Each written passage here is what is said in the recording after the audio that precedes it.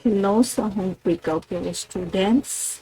We are now in quarter 2, topic 15 of our pre-calculus subject. This is part 1 because we are to separate fundamental trigonometric identities and sum and difference identities. So the part 1 will be talking about fundamental trigonometric identities, and part 2 will be all about sum and difference identities.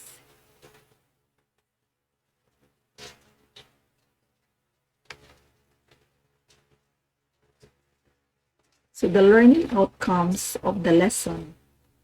At the end of the lesson, the student is able to determine whether an equation is an identity or a conditional equation, derive the fundamental identities,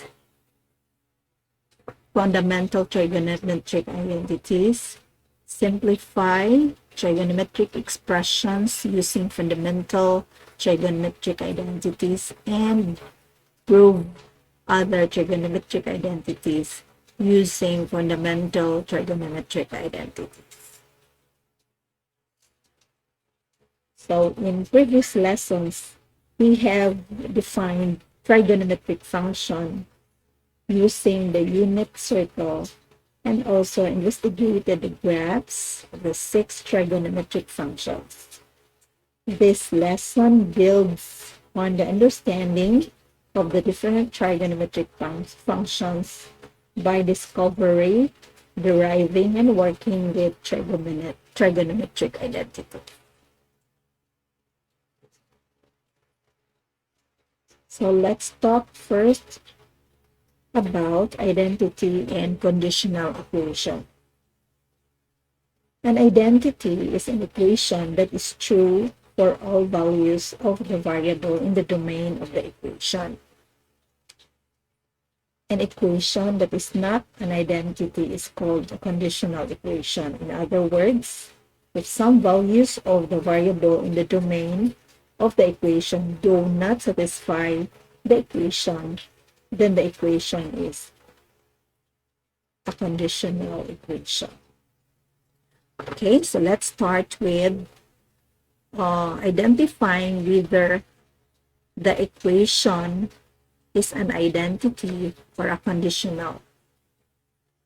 For each conditional equation, provide a value of the variable in the domain that does not satisfy the equation. So in the first one,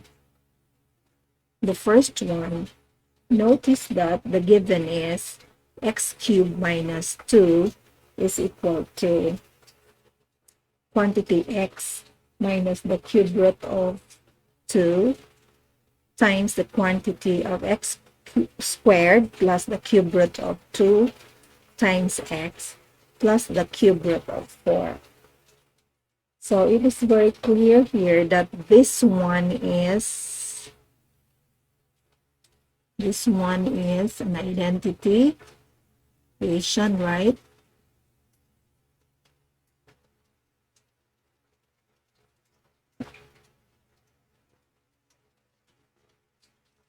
Identity. Okay, ano identity man? Because it's simply the factoring of the difference of two cubes. So ang right side is simply the factoring of the left side. The factoring naman, so meaning parihara na siya nga value ang left or right. So that's why it's an identity.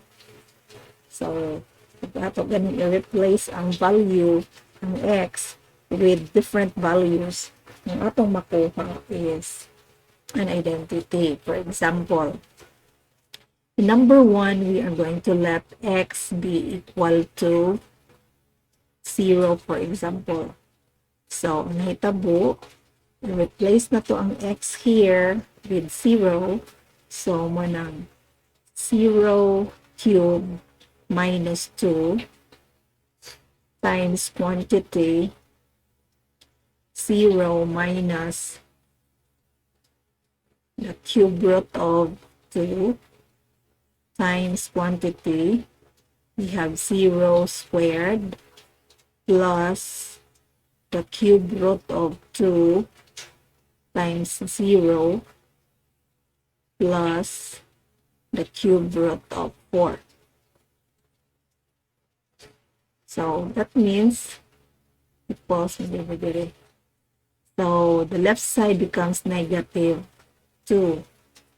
And the right side is, in this case, we have minus the cube root of 2, or the negative of the cube root of 2. Then this will be 0, 0, plus the cube root of 4. Okay, simplifying the right side, negative cube root of 2 times cube root of 4, that would be the negative of the cube root of 8.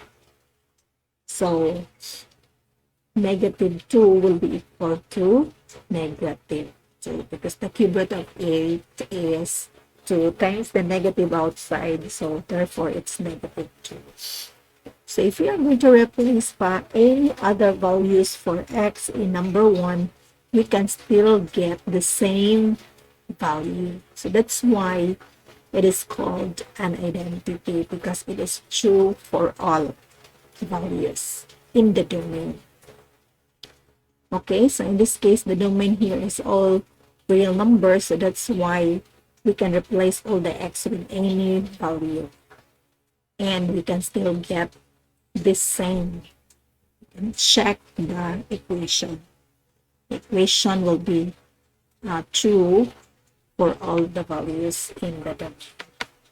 Okay, for number 2, we have sine squared of theta is equal to cosine squared theta plus 1. So it is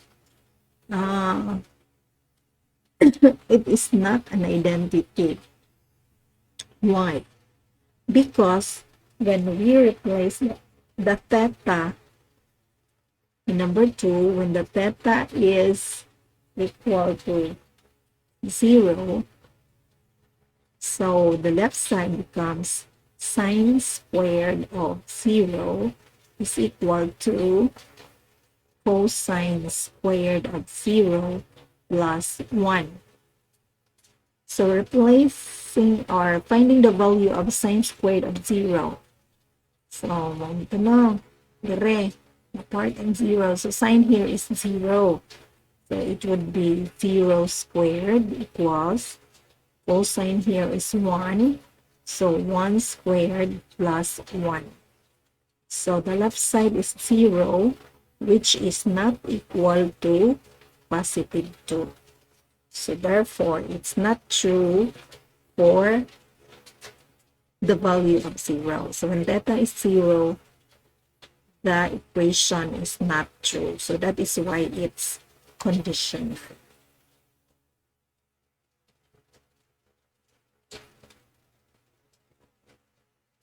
Okay.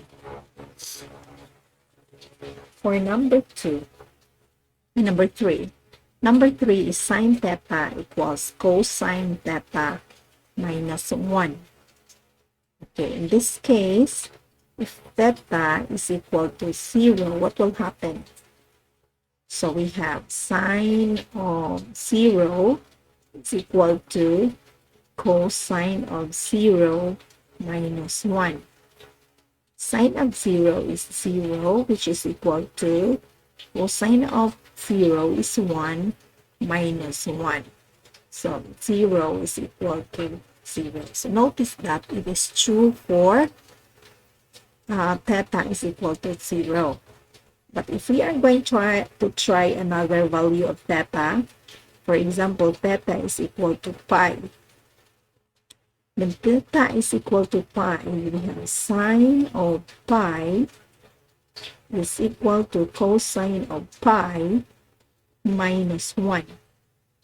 Sine of pi is here, is the left side basis, so sine of pi is still 0, but cosine of pi there is negative 1. So negative 1 minus 1, it would give us the negative 2, which is not equal to 0.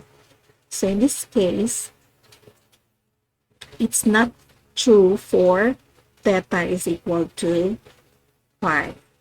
So since muture man siya sa for some values of theta, not for all. So therefore, equation number 3 is conditional.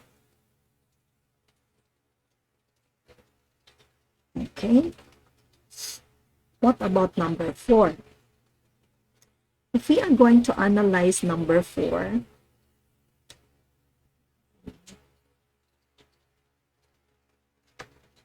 if we are going to analyze, notice that the left side, which is 1 minus the square root of x over 1 plus the square root of x.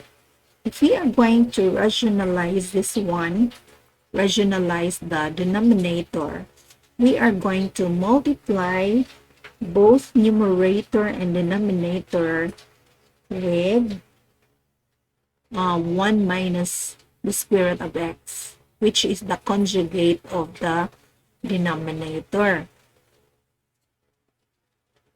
So that it would be equal to, the numerator becomes 1 minus 2 square root of x plus square root of x squared all over 1 minus the square root of x squared, which can be simplified to 1 minus 2 square root of x plus x all over 1 minus x. Kung imo siyang tanawon, ang right side is simply the simplified or the rationalized equation from the left, diba? Pag i-rationalize na to ang left side, himo siyang right side. So the same na siya nga fraction or rational number. Numerator, the left side is the same as right side. So therefore, it's an identity. Okay? So, pwede rin na lagi na nato i-simplify. Pwede na po mo assign mo values niya. Isa kung isa nga values sa x, then you simplify it. And makita nato na it's true for all values of x. Okay? So, yun na siya. So, actually, ang domain ani kay x such that x is not all real numbers except 1 man. Okay? Atong i-substitute ang x with 1, the denominator of the right side becomes 0, di ba? So that's why pwede rin dyan ninyo to siya i-substitute with any number except 1. Okay, di siya mo to 1. Okay, ma-define man ang right side. But atong i-substitute with any number which is not equal to 1, mutual na siya. So that's why it is called an identity equation. Okay? So let's proceed to the different identities. The first one is we have the reciprocal identities. So we learned last time that cosecant is the reciprocal of sine. So that is why here cosecant is equivalent to 1 over sine of theta. Then secant of theta is equal to 1 over cosine, and cotangent of theta is 1 over tangent. So these reciprocal identities are very important. Dapat imanaan ni nato kanunay ang mga different identities because they are very useful in proving and solving values of the different equations. Then we have the quotient identities, that tangent theta is similar to sine theta over cosine theta. Then cotangent theta is cosine theta over sine theta. Okay? So, ato nang timanan ha. So, sadyan na. Cosecant, ang reciprocal ni is sine, 1 over sine. Sec is 1 over cos. Cotangent is 1 over tangent. Sa quotient identities po, ang cot gani na, mag-una dyan ang cos over sine, ang tangent po, sine over cosine. Okay? Next is, we have example 3.4.3. We are going to simplify number 1, which is tangent theta, cosine theta is equal to cosine theta. Okay? So, to simplify or to prove mga different identities, what you're going to do is, you are going to express other functions in terms of cosine and sine para usa ra jud tanan nimong mga equation into usa na laman or duha ka mahimo ang cosine o sine para sa jud na si dyan mga ma-achieve. Okay, what I focus, may tabo, dili ka mo arrive at a certain function. So that is why in this case, karon sa given which is tangent theta, cosine theta, all over sine theta, ang ato ang buhaton is, ipabili na to ang cosine o sine, but ang atong substitute o corresponding identity, ang tangent theta ra. So, notice that tangent theta can be expressed in terms of sine over cosine, di ba? Okay. It's quotient identity. So, replace the tangent with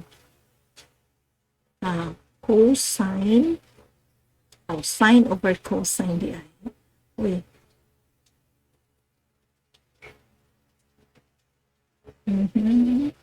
Okay. So, tangent will be replaced with sine theta over cosine theta. And then, i-copy ang atong cosine all over sine. Okay? So, ang denominator ani cosine kay 1 man, di ba? So, we can cancel the cosine. So, what is left now is numerator, we have sine theta over sine theta put sa denominator, which is equal to 1. Okay? What about number 2? Number 2 is cosine theta all over cotangent theta. So, again, pabili na nato si cosine theta and then replace the cotangent with the value which is cosine over sine theta. Okay? So, since we have here this is numerator divided by the denominator, and it's fraction man ang denominator, so we can apply the division of fractions wherein numerator will be multiplied to the reciprocal of the denominator, which is sine theta over cosine theta. Okay, so we can cancel cosine and cosine. So that is why the final answer is sine theta. Okay, so that is why this would be equal to 1 and this will be equal to sine theta. Okay. Next is we have the what we call as the Pythagorean identities. So notice that this is taken from what we have last time, wherein equation of the circle, which is unit circle, guys. So we have x squared plus y squared equals 1, and since our x is cosine and y is sine, so we can have an identity equation, which is cosine squared theta plus sine squared theta is equal to 1, or similar to sine squared theta plus cosine squared theta is equal to 1. Okay.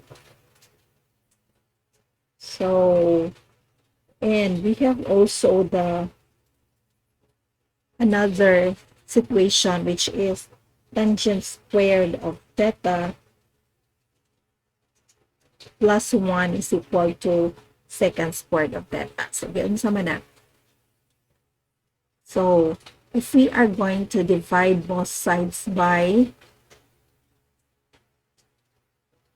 cosine squared theta,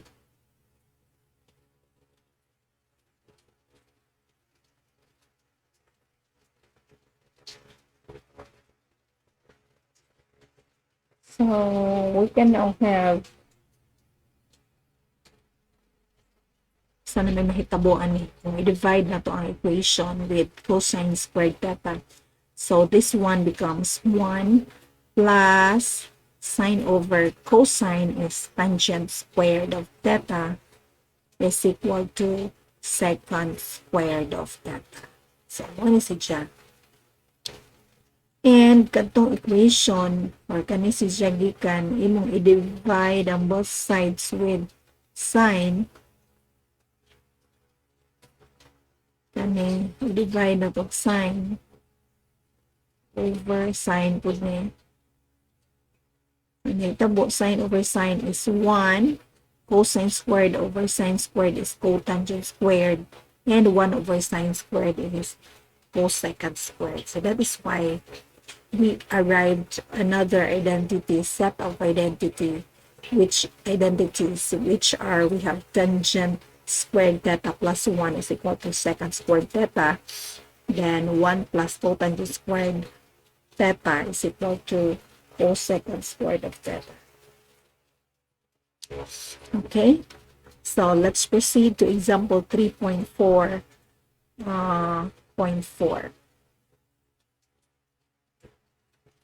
So we are told to simplify cosine squared theta plus cosine squared theta times tangent squared theta.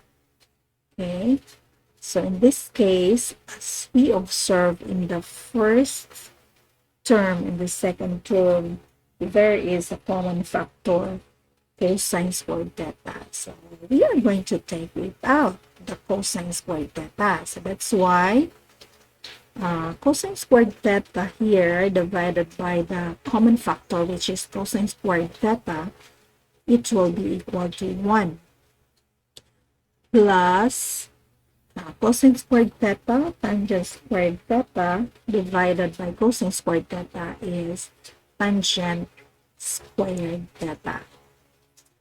Okay. Therefore, since we learned already in the Pythagorean identities that 1 plus tangent squared of theta is secant squared theta, so replace na nato si Jadajon and with secant theta, secant squared theta. Diba? Okay, so that is why this equation is equal to cosine squared theta secant squared theta. Okay? Now, what about number 2? Number 2 is we have 1 plus tangent squared theta all over 1 plus cotangent squared theta. Okay, so what are we going to do is we substitute ni nato si 1 plus tangent squared theta with secant. Diba? Secant squared theta over 1 plus cotangent is cosecant squared theta, which is equal to 1 over cosine squared theta all over 1 minus sine squared theta. Okay, so this will be equal to 1 over cosine squared theta multiplied by the reciprocal of the denominator, which is sine squared theta over 1, and the numerator is sine squared and the denominator is cosine squared, and that would be similar to tangent squared theta. Okay? Or, pwede po na nato from 1 plus tangent, ang imong buhaton, ang tangent, i-replace nimo og sine squared theta over cosine squared theta. Ano po na yung gingon ganina? Ang tangent o cotangent i-express nimo in terms of sine and cosine. So, we have the denominator can be simplified also as 1 plus cosine squared theta all over sine squared theta. And then, imong i-tuhaan o LCD ang numerator of denominator. Ang LCD sa numerator kay cosine squared man. So, cosine squared divided by 1 times 1 is cosine squared. Then, cosine squared divided by cosine squared is 1 times sine squared is sine squared. Okay. And the denominator of the denominator, the LCD would be sine squared theta divided by 1 times 1 is sine squared theta plus sine squared divided by sine squared times cosine squared is cosine squared. Okay. And this will give us, notice that the numerator is 1 over cosine squared. Diba? By Pythagorean identities, that cosine squared plus sine squared is 1 times the reciprocal of the denominator, which is sine squared theta over 1 for sine squared plus cosine squared is 1, which is similar to tangent squared theta. So notice that there are many ways of simplifying things. The only thing is dapat mo follow ta sa different identities sa unsa atong i-apply. Okay? So, number 2 is tangent squared theta, as long as legal ang natong process. So, ang primero, mas dali siya compared sa second natin na process. But, still, nakuha niya pa nato ang saktong answer. Okay? So, we have now another set of identities, which is the even or odd identities. So, kumana po niya siya na-discuss last time that sign of negative theta is negative sine theta. Cosine of negative theta is equal to cosine theta. And we have tangent theta is equal to negative tangent theta. Okay? So, ito na yung yung ating manual. Okay, so let's now proceed to example 3.4.5, that we are given that if sine theta is equal to negative 3 over 4 and cosine theta is greater than 0, we are going to find cosine theta. Okay? So, from the statement we have ganina that sine squared, the Pythagorean identity, sine squared theta plus cosine squared theta equals 1, we can say that cosine squared theta is equal to 1 minus sine squared theta. Okay? And then, pwede po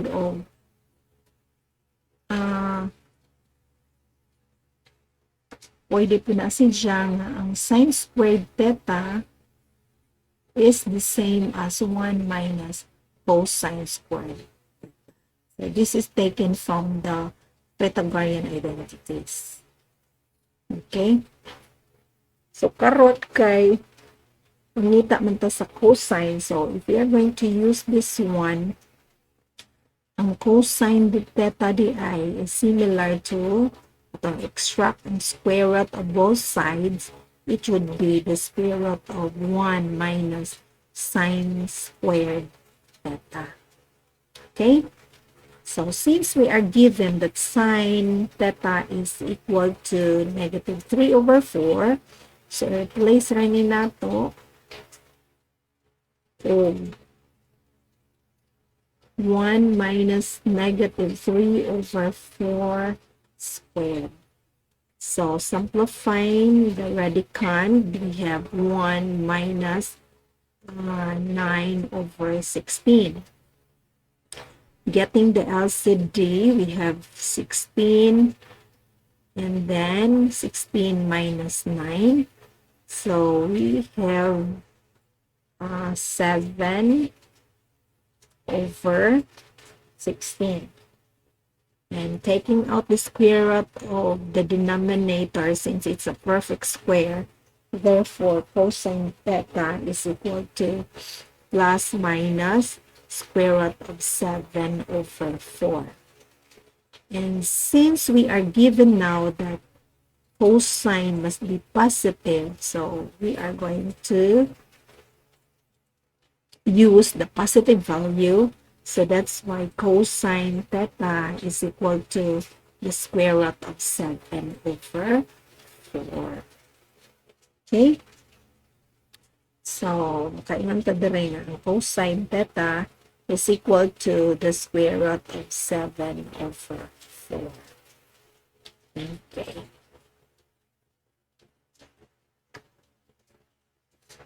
Okay, so let's proceed now to example 3.4.6. We are given here that if secant theta is equal to 5 over 2 and tangent theta is less than 0, use the identities to find the values of the remaining trigonometric functions of theta. So since we are given secant, so matong pangitaon we have cosine, sine, cosecant, tangent, and cotangent. Mangita ta sa 5. Okay? So, ang atong given is secant theta is equal to 5 over 2. So, since we learn na ang secant is the inverse of cosine. So, therefore, cosine mo di is the reciprocal of secant, which is 2 over 5. Okay? So, after knowing that the second cosine is 2 over 5, so we can now solve the sine. So, sine mo diha, sine theta is equal to the square root of 1 minus cosine squared theta. Diba? Kaya tandi ko ang ganina, which is equal to the square root of 1 minus 2 over 5 squared. Simplifying, we have 1 minus 4 over 5, and the LCD would be 5, and 5 divided by 1 times 1 is 5 minus 4. So that's why we can now have 1 minus 4, 4 over 25. Okay, nawa ko. So 25 minus 4 is equal to the square root of 21 over 25. So we have sine theta is equal to the square root of 21 over 25. Okay? So So, plus minus man di ba? Square root of 25. So, therefore, yung imong sine theta is equal to, in this case, tangent is negative. So, kung tangent is negative, cosine na to kay positive naman daan. So, ang imong sign there must be negative. So, we have the square root of 21 over 5. Okay? So, unsa man yung quadrant si dyan na belong nga kung cosine is positive, tangent is negative. So, all scholar takes chemistry. So, it's in quadrant 4. Quadrant 4 ni si dyan case. Positive ang cosine, negative si sine. Okay, so if sine theta is negative 21 over 5, we can say that cosecant theta is equal to the negative of 5 over the square root of 21. And since ang denominator kay irrational number man, so we need to rationalize it. Wherein we are going to multiply both numerator and denominator with square root of 21. So that's why the cosecant is negative 5 square root of 21 over 21. Okay? And then to find tangent, okay, tangent theta, so tangent theta is sine theta over cosine theta. Our sine value is square root na negative square root of 21 over 5, and then cosine is 2 over 5. So we can cancel the two denominators kay parehaman. So the tangent now is negative square root of 21 over 2. Okay, and cotangent would be the reciprocal of the tangent theta, which is the negative of 2 over the square root of 21. And simplify na to by rationalizing the denominator. So, multiply na to ang both numerator and denominator with square root of 21. That's why our cotangent will be the negative of 2 square root of 21 over 21. Okay, so these are the different values of the remaining trigonometric functions. So we have the cosine is 2 over 5, the sine is the negative square root of 21 over 5, cosecant is negative 5 square root of 21 over 21, and tangent theta is negative square root of 21 over 2, and cotangent theta is equal to the negative of 2 square root of 21 over 21. Okay. Next is we have to prove trigonometric function. So to verify that is an identity. So atong i-verify kung identity. So we need to let us recall that we need to establish the truth of the equation for all values of the variable in the domain of the equation. It is not enough to verify its truth for some selected values of the variable. So to prove it, we are going to use the different fundamental trigonometric identities and valid algebraic manipulation, like performing the fundamental operations, factoring, canceling, and multiplying the numerator and denominator by the same quantity. So that is what we're going to prove. So start on the expression on one side of the proposed identity, preferably the complicated side. So when we prove ato nang simplify, meaning ang kanang mga given nga complicated gamay, you express that into simple one by substituting or express them in terms of cosine and sine. And then use and apply some of the fundamental trigonometric identities and algebraic manipulations to arrive the expression of the other side of the proposed identity. So, pwede na siya, dahil kaning sa first, pwede ang left side na imong simplify to arrive at the right side. Pwede po siya o ang right side imong simplify para mahimong left side. Or pwede po siya o together imong simplify, and at the end you can achieve or arrive at a certain value. Okay? Sige, atong i-try ang example 3.4.7.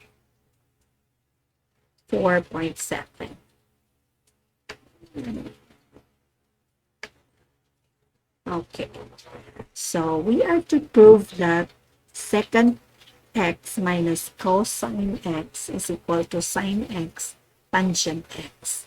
So in this case, murag complicated gamay ang left side, no?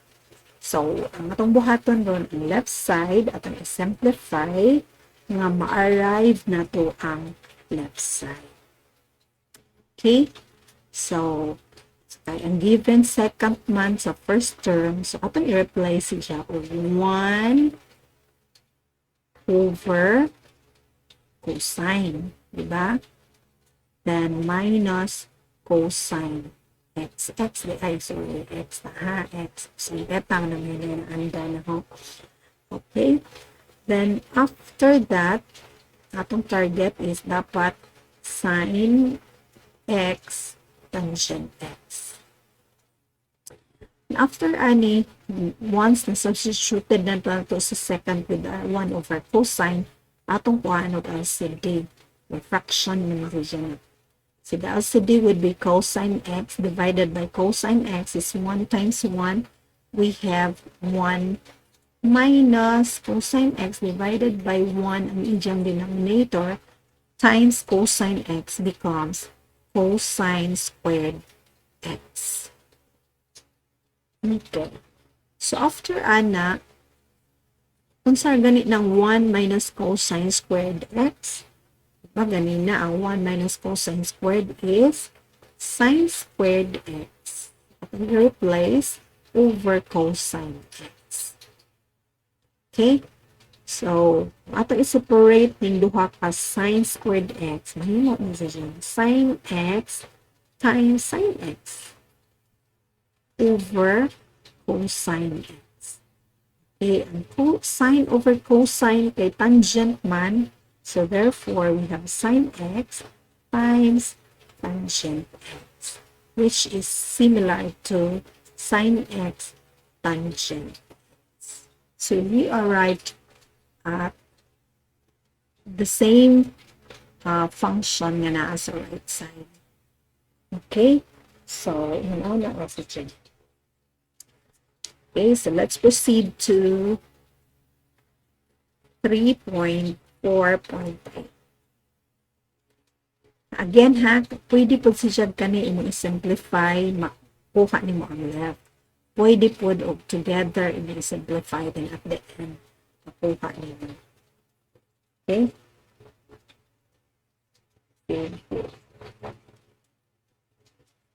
Next is we have 1 plus sine x or sine theta na po ay over 1 minus sine theta minus 1 minus sine theta over 1 plus sine theta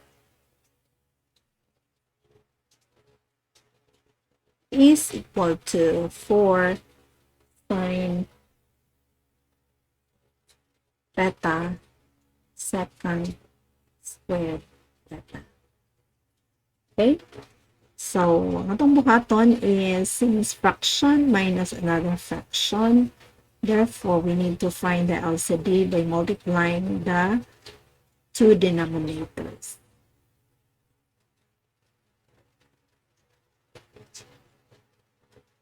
Okay, so this 1 divided by 1 minus sine times 1 plus sine theta. So, kanay divided by ani. The LCD divided by 1 minus sine is 1 plus sine. Therefore, the numerator becomes 1 plus sine theta squared. The square of 1 plus sine theta. Kaya diba naman? Dari po sa pikas, it would be 1 minus sine theta squared. Okay? So notice that if we are going to simplify the numerator, ang kaning sidya, applying the special product formula, it would be the square of the first term plus 2 times the product of the two terms, which is sine theta, plus sine squared theta, minus quantity of the square of 1 is 1 minus 2 sine theta plus sine squared theta. All over, ang ato pong simplify ang denominator, it's the product of difference and sum of two terms, which is 1 minus sine squared theta. Okay? So, notice that ako sa ning ibutang of parentheses, ang answer ani kay trinomial man, and then minus ang sa gawas nga sign. So, ang minus sign will be distributed pa to every term inside the parentheses. So, copy 1 plus 2 sine theta plus sine squared theta minus 1 plus 2 sine theta minus sine squared theta all over cosine squared theta. Okay, on their place. So we have 1 minus 1 is 0. Then sine squared theta minus sine squared theta is also 0. Then combining 2 sine theta plus 2 sine theta is equal to 4 sine theta over cosine squared theta. Okay? Notice that this is similar to 4 sine theta times 1 over cosine squared theta. And what is 1 over cosine squared theta? So, it is equal to secant squared theta, which is the same as 4 sine theta secant squared. Okay, so we arrive at the right side. Okay, so let's proceed now to more solved problems.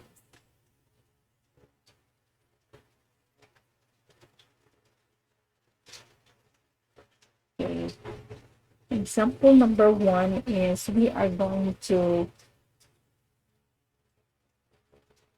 express the given function. I'll express each of the circular function of theta in terms of cosine.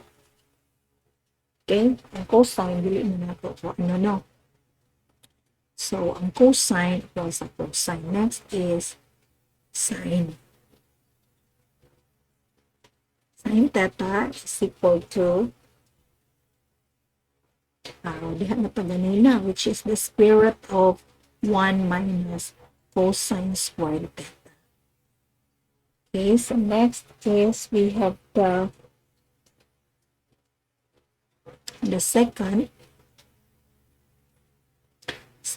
kay inverse naman siya sa cosine. So, ito lang ibutang is 1 over cosine theta. Next is the cosecant. The cosecant kay inverse man sa sine, so it would be 1 over the square root of 1 minus cosine squared theta. And then,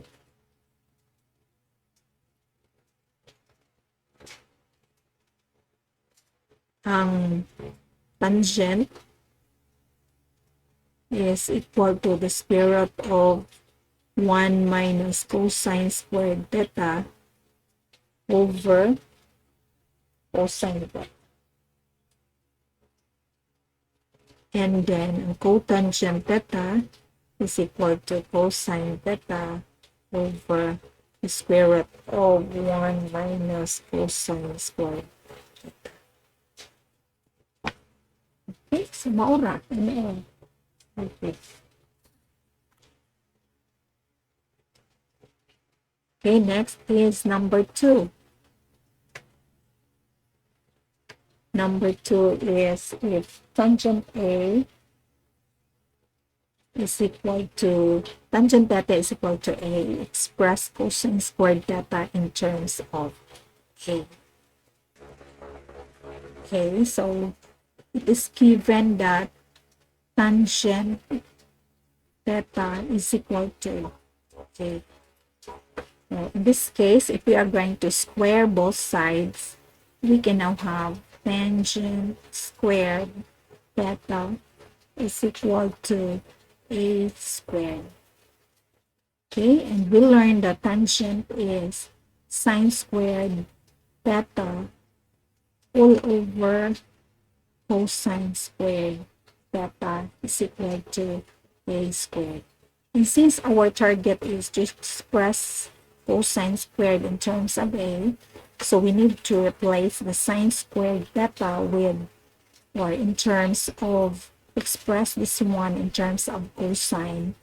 And we'll learn that sine squared theta is 1 minus cosine squared theta over cosine squared theta equals A squared. Okay, this one has over of 1, so we can apply cross multiplication. So it would be 1 minus cosine squared theta is the same as A squared cosine squared theta. Okay, so combining similar terms, transposing this one to the right side, it would be 1 is equal to A squared cosine squared theta plus cosine squared theta. Okay, so factoring this one, factoring the right side, so since it has a common factor cosine squared theta, so this one divided by the cosine squared theta is A squared plus cosine squared theta divided by cosine squared of theta is 1 equals 1. So that's why cosine squared theta is the same as dividing both sides by A squared plus 1. So the left side na atong gihimong right side is similar to 1 over A squared plus 1. Okay? So, mao na siya for example number 2. Okay, next, number 3, we have given A equals cosine x. We are going to simplify and express sine to the 4th x minus cosine to the 4th x in terms of A. Okay, so the given is sine to the 4th power x minus cosine to the 4th power x.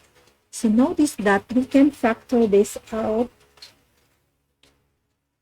as sine squared x minus cosine squared x times sine squared x plus cosine squared x. Okay? And copy sine squared x minus cosine squared x times this one is actually equal to 1, right? So, kana i-times ana is sine squared x minus cosine squared x. So, since ang imong a kay cosine x man, so we need to replace the sine squared x with 1 minus cosine squared x minus cosine squared x. Okay, then simplifying this one, we can combine them together, so it should be 1 minus 2 cosine squared x. So since your cosine is a, so we can replace cosine with a, so it would be 1 minus 2a squared. So therefore, sine to the fourth x minus cosine to the fourth x is similar to 1 minus 2a squared. Okay? Next is number 4. We are going to simplify the given cosecant x minus secant x squared, or the quantity of cosecant x minus secant x squared plus the quantity of cosecant x plus secant x squared. So if we are going to simplify the first quantity, this one, we can have cosecant squared x plus minus the sorry,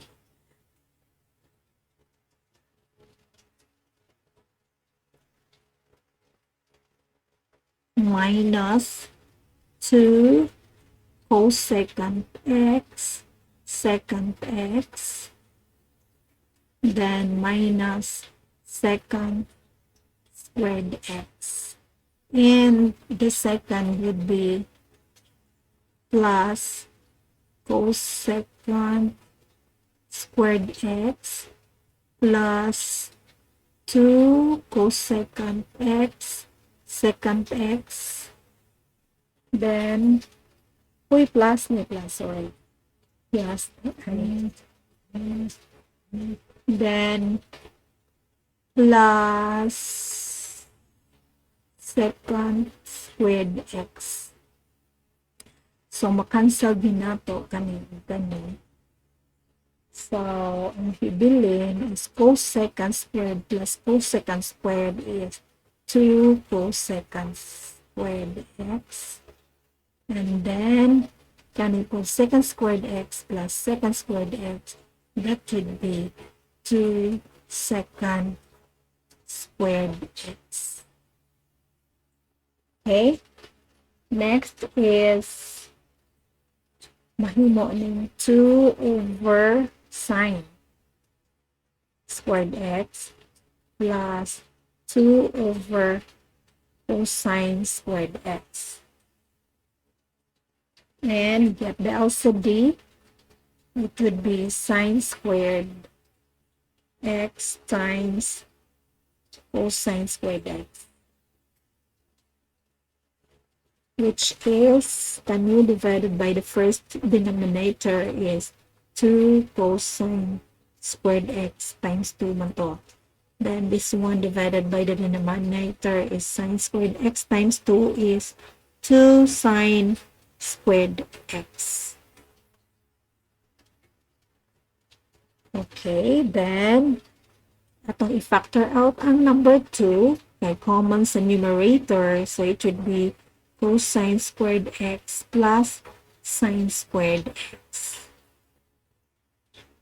over the denominator sine squared x, cosine squared x.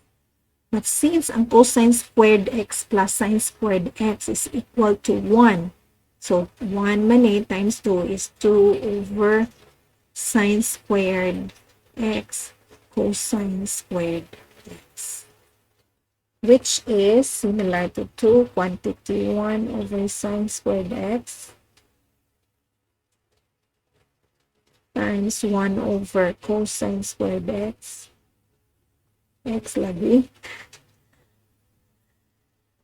And sine squared x kay cosecant man, so 2 cosecant squared x. Then, ang 1 over cosine squared x is secant squared x. So, ang simplified ani is equal to 2 cosecant squared x secant squared x. Okay? Sige.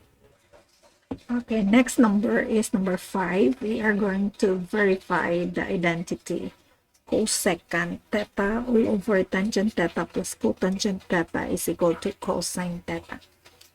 Okay, so we have cosecant can be replaced with 1 over sine theta all over tangent is sine theta over cosine theta. Then plus cotangent is cosine theta over sine theta. Okay, simplifying the denominator by getting the LCD. The LCD would be cosine theta, sine theta, divided by cosine theta is sine theta times sine theta is sine squared theta.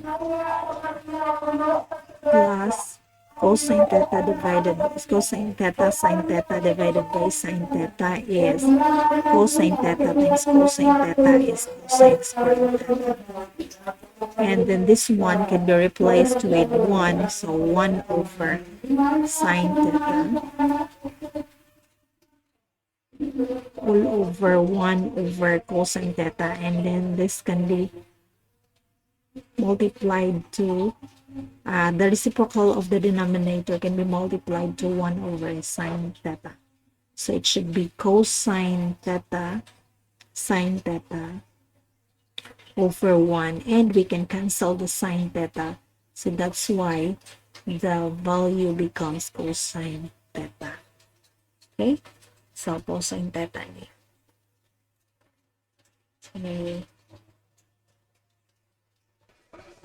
Okay, let's proceed to number 6, that we are going to establish the identity cosecant theta plus cotangent theta minus 1 is all over cotangent theta minus cosecant theta plus 1 be the same as 1 plus cosine theta all over sine theta.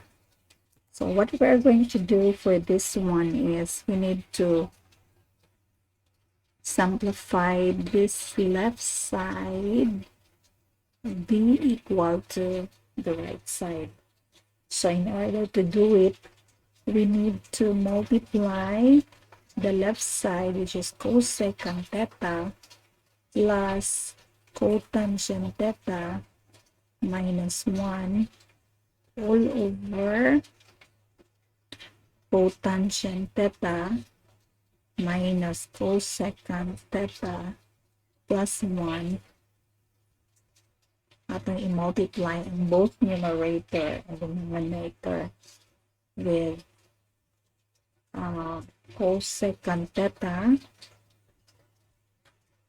plus cotangent theta all over cosecant theta plus cotangent theta. Okay, and it would be the same as the numerator becomes cosecant theta plus cotangent theta minus 1 times the cosecant theta plus cotangent theta all over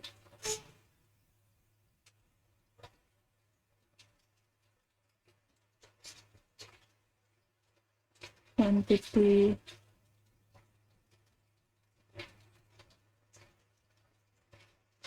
cotangent theta squared minus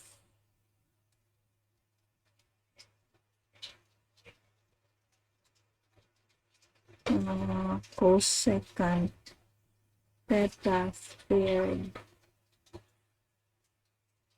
and plus cosecant theta plus cotangent theta.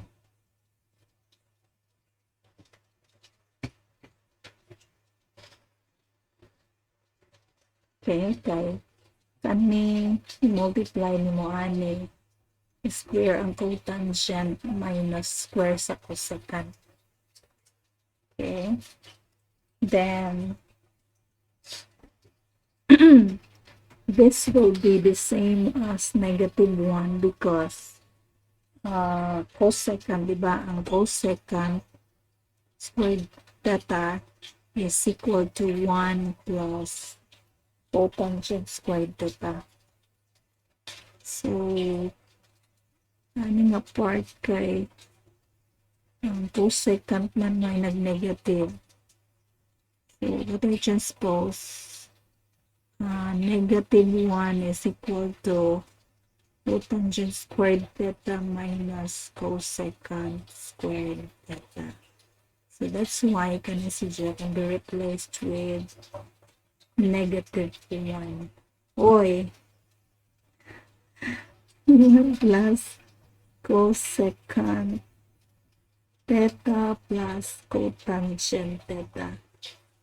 And the numerator is quantity cosecant theta plus cotangent theta minus 1 times cosecant theta plus cotangent theta. So, makancel ni numerator sa factor in the denominator. So, what is left now is cosecant theta plus cotangent theta, in which cosecant theta is 1 over sine theta plus ang cotangent is cosine theta over sine theta. Okay, so since we have the same denominators that pwede natin iusa, we have sine theta for the denominator and then copy the numerator, which is 1 plus cosine theta, which is equal to 1 plus cosine theta all over sine theta. Okay, so we got an identity. Okay, so I think that's all for topic 15 part 1, and we will continue topic 15 part 2 later. Okay, thank you for listening. Bye bye for now.